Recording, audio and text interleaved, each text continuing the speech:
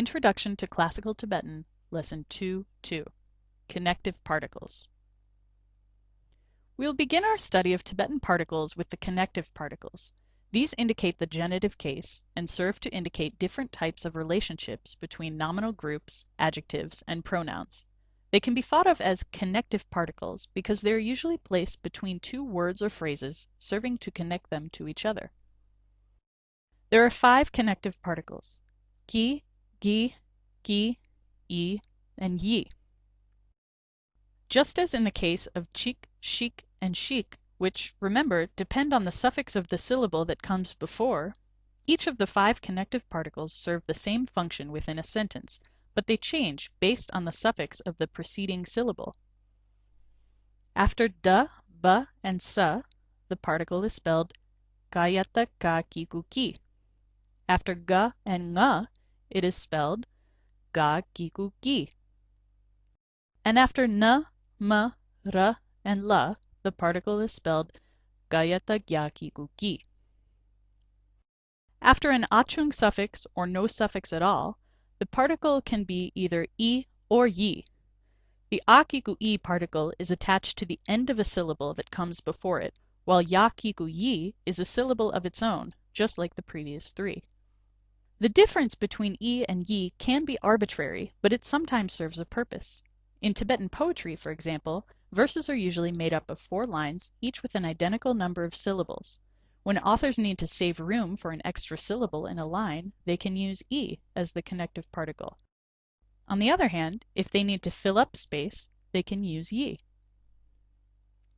For example, if we wanted to attach a connective particle to the word la, which has no suffix, we could write le, which is only 1 syllable, or we could write la yi, which consists of 2 syllables. If a word ends with an achung suffix, then rather than adding an additional akiku I at the end of the syllable, a kiku is simply written over the final achung. For example, a connector particle can be written with ga as gai. You'll become more familiar with these connector particles over time. They occur fairly frequently in Tibetan grammar. The connector particles have a wide range of uses, but can generally be divided into 3 main categories. They can show ownership and other relationships that are usually translated as of. They can connect an adjective to a noun, and they can indicate apposition. The remainder of this lesson will cover these 3 categories. The first use of the connector particle, which can usually be translated as of, is quite broad, and in traditional Tibetan grammar texts there are many different categories that fall under this usage. We won't concern ourselves with all of those details now, however. We'll just work through some examples and you'll begin to see the way in which the use of the connector particle functions. When reading a sentence or a phrase in which words are grouped together in this way, you must understand the relationship by reading from right to left.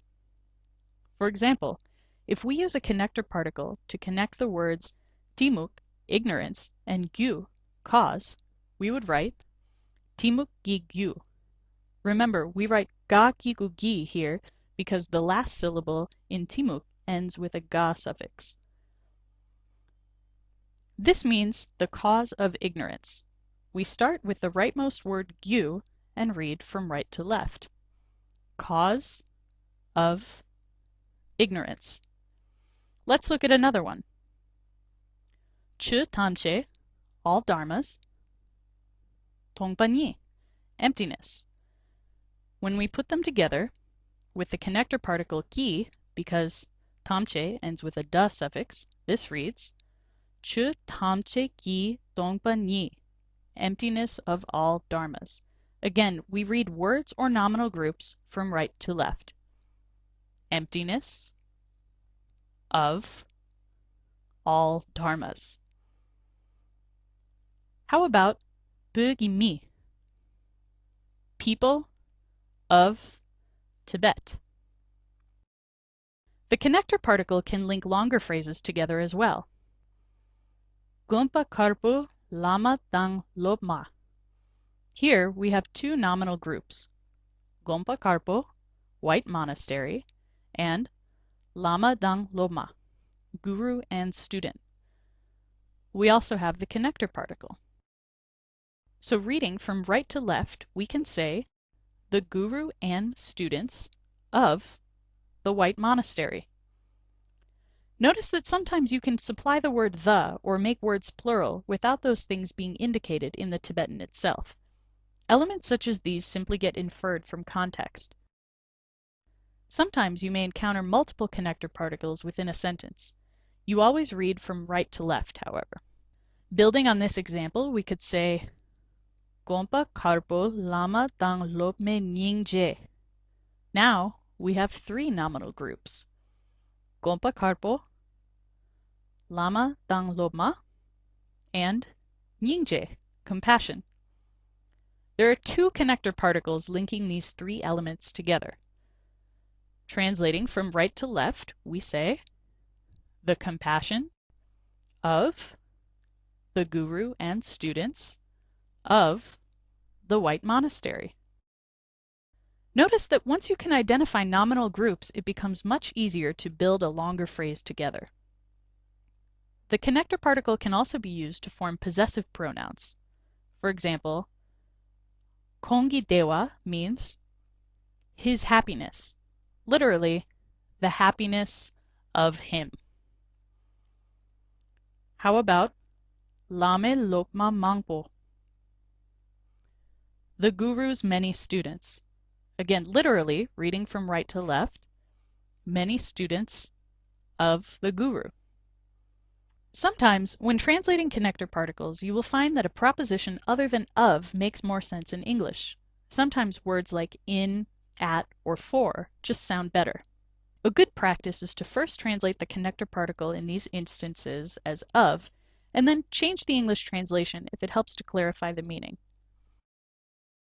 The second use of the connector particle is to connect an adjective to a noun. If we read a phrase from right to left, we can usually translate the connector particle in this case as which is.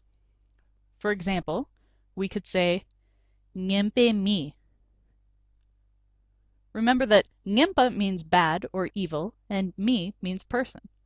So reading from right to left, we could read this as person who is bad, or simply bad person.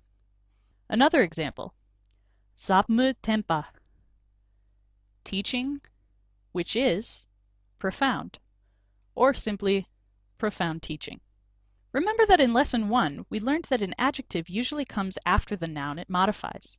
Other times, however, the adjective can come before, as long as it is connected to the noun with a connector particle. In other words, we could write both of these previous examples in two ways. Mi ngempa or ngempa mi. Tempa zapmu or zapmu tempa. The meaning is the same in both cases.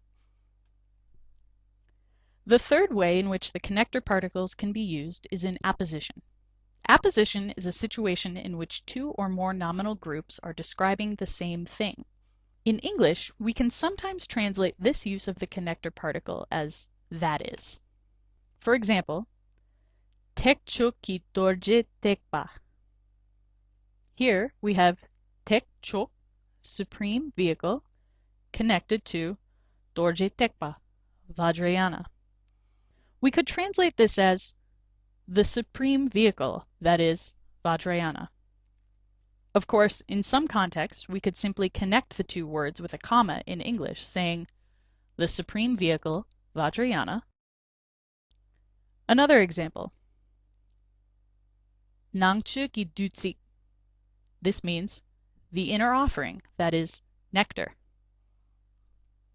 If you find two nominal groups placed next to each other in a sentence with no particle between them, this can also indicate that the two nominal groups are in apposition.